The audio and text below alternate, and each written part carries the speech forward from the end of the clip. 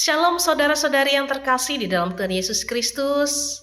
Berjumpa dengan saya Pendeta Januaria Simpan dalam renungan malam edisi hari Kamis tanggal 8 Januari tahun 2026. Dan bagian firman Tuhan bagi kita pada saat ini sesuai dengan nas Almanak GKE terdapat di dalam kitab Perjanjian Baru Kisah Para Rasul pasal 9 ayat 1 hingga ayat yang ke-9.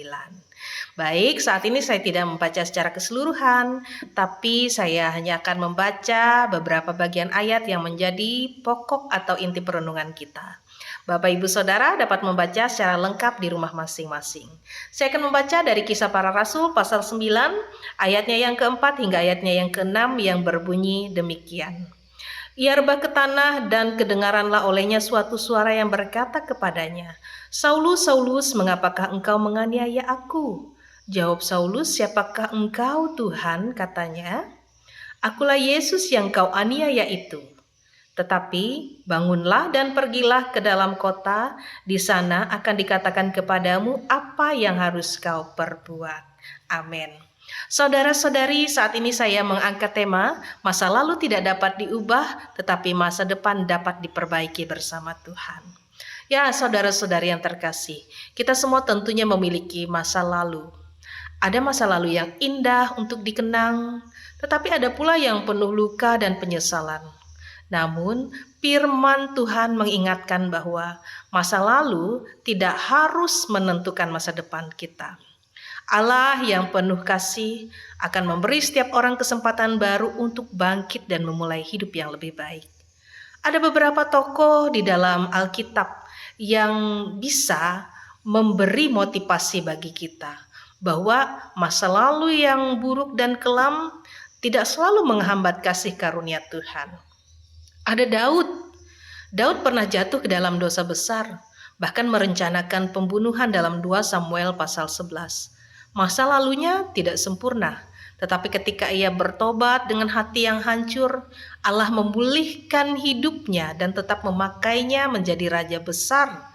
Bahkan ia disebut sebagai seorang yang berkenan di hati Allah. Ada Rahab yang dikenal sebagai seorang perempuan berdosa di Yeriko dalam Yosua pasal 2. Namun ketika ia memilih berpihak kepada Allah Israel dan menolong para pengintai, hidup Rahab berubah. Ia diselamatkan dan bahkan menjadi bagian dari garis keturunan Mesias. Lalu ada Petrus yang sudah sebanyak 3 kali menyangkal Yesus sebelum Yesus disalibkan. Ia mengalami kegagalan yang berat pada saat itu. Namun setelah kebangkitan Yesus, Petrus dipulihkan dan kemudian menjadi pemimpin jemaat mula-mula yang memberitakan Injil dengan penuh keberanian. Hari ini kita bersama-sama membaca kisah awal mula perjalanan Rasul Paulus yang bermula ia bernama Saulus. Dari perjalanan Paulus kita melihat sebelum mengenal Kristus, Paulus yang bernama Saulus dikenal sebagai penganiaya jemaat. Bahkan banyak orang yang takut kepadanya. Tetapi perjumpaannya dengan Yesus dalam perjalanan ke Damsyik mengubah seluruh arah kehidupan Paulus. Ia yang dahulu merusak gereja, kini menjadi salah satu rasul terbesar yang menulis banyak surat di dalam kitab Perjanjian Baru.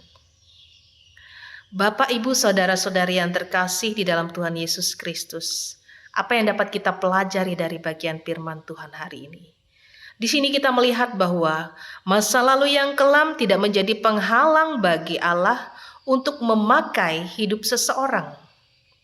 Allah tidak menghapus masa lalu kita, tetapi Ia sanggup memakai bahkan setiap kegagalan kita sebagai bagian dari kesaksian hidup.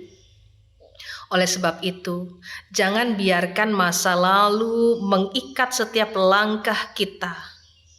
Karena yang terpenting adalah bagaimana kita melangkah hari ini bersama Kristus untuk membangun masa depan yang lebih baik. Firman Tuhan dalam 2 Korintus pasal 5 ayat 17 mengatakan, Jadi siapa yang ada di dalam Kristus ialah ciptaan baru, yang lama sudah berlalu, sesungguhnya yang baru sudah datang. Amin untuk firman Tuhan bagi kita pada saat ini. Mari kita menutup renungan kita dengan berdoa.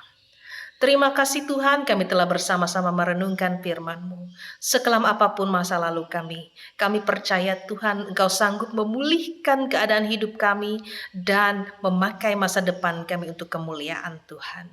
Diberkatilah kehidupan kami Tuhan. Masa depan kami sungguh ada di tangan-Mu. Dan kami percaya ya Tuhan, masa depan yang terbaik sudah Engkau siapkan bagi kami. Jadilah kehendak-Mu dalam kehidupan kami. Kami berdoa di dalam nama Yesus Kristus, Tuhan dan Juru Selamat kami. Amin.